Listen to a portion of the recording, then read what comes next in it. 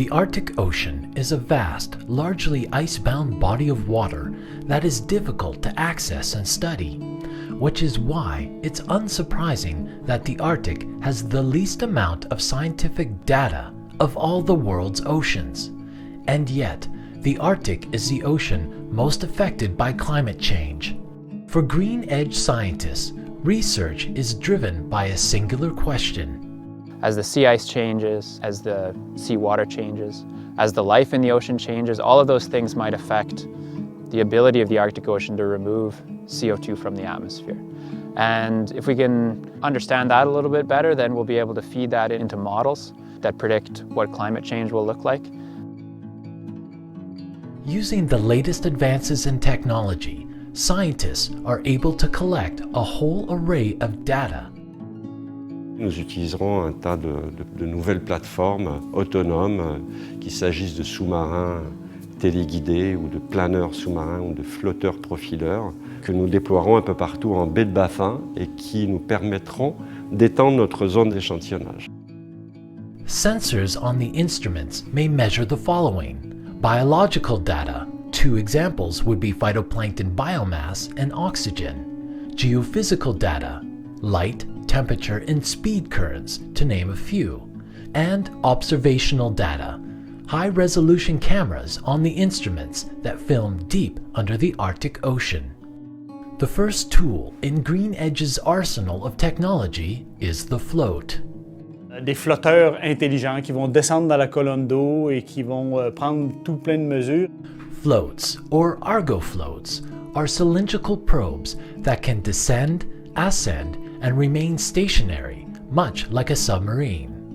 The float is released for 10-day cycles, diving up to 2,000 meters below the Arctic Ocean and remaining stationary in the water column. Loaded with sensors, the floats measure various biochemical readings. Avant, les argots, tout seuls, ne mesuraient que la température et la salinité de l'océan. Le bio-argot apporte cette composante biologique, mesure de la lumière, de l'oxygène, des particules, du phytoplancton. Because of ice coverage in the Arctic Ocean, scientists have adapted the float to sense temperature variations, which indicates ice above as it rises to the surface, putting the brakes on a possible collision course.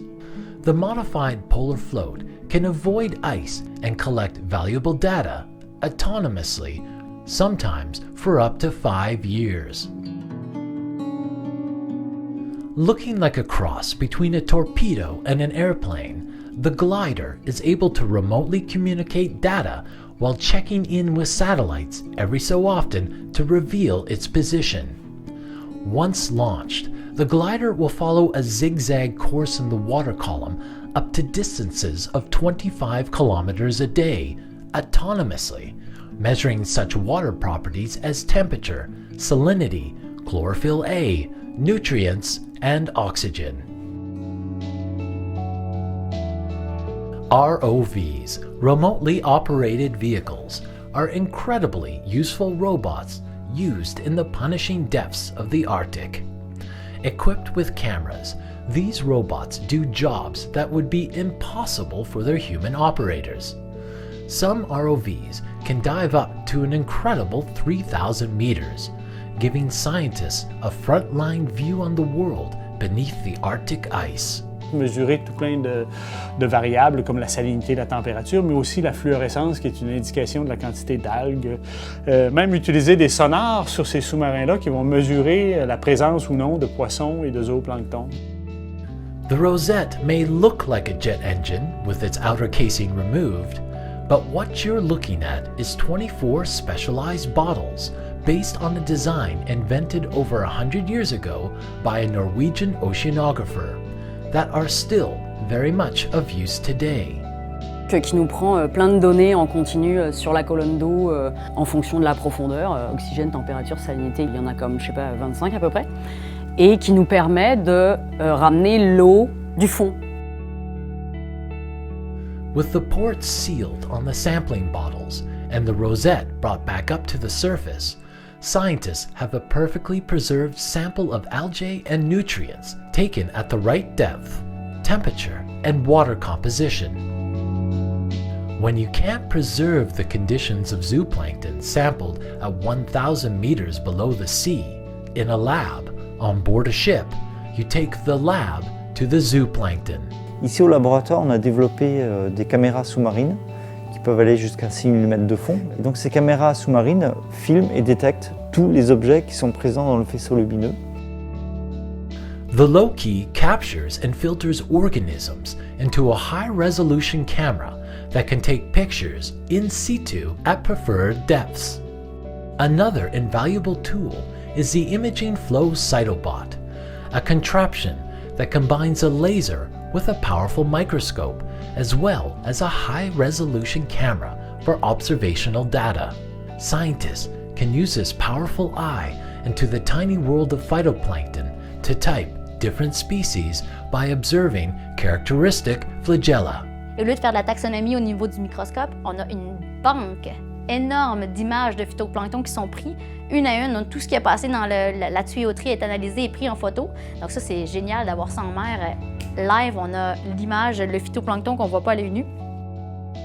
The COPS, or Compact Optical Profiling System, is a device that measures the amount and intensity of light that passes through the ice and the water column, an important factor that affects the phytoplankton bloom. In the Arctic, we have the problem that we are dealing with an ice sheet. With ocean color sensors, we cannot see what is happening beneath. And it appears that there is a lot happening and we are missing it. So that's why optical instruments on autonomous profilers would provide a much better coverage than satellite sensors. Scientists are working hard on developing instruments that can be used any time of year, probing areas once thought impossible under the foreboding Arctic Ocean. Donc pendant toute cette expédition, nous allons déployer toutes sortes d'instruments pour mesurer les propriétés physiques et chimiques de l'eau, de manière à décrire l'évolution de tout ce système entre le début et la fin de la floraison.